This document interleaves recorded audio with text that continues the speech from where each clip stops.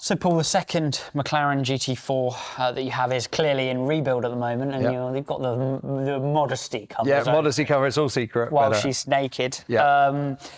Give us a feel, though, for this car. What's it being prepared for? So it spent last year doing the British Endurance Championship, whilst the other McLaren went on and did British GT.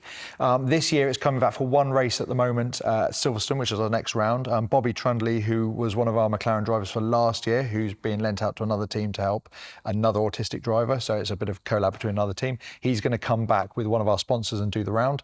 And then after that, we'll decide what we're going to do with it. But we can't wait to see it back out on track and alongside the other McLaren. Give us a feel for what Bobby overcomes then behind the wheel. Like, how is he operating the car?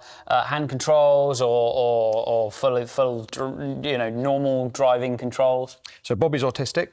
So when he came to the team, he was verging on non-verbal. Wow. He got into go-karting very early on and found that his focus, once he put a crash helmet on, was second to none. It blocked out all of the exterior kind of influences that normally upset him, and he was able just to concentrate on racing, and it's become his sort of superpower. So when he gets in the car, he's one of our fastest drivers. He's absolute weapon behind the wheel. Great stuff. Well, let's see how he gets on at Silverstone. Yeah, I can't wait.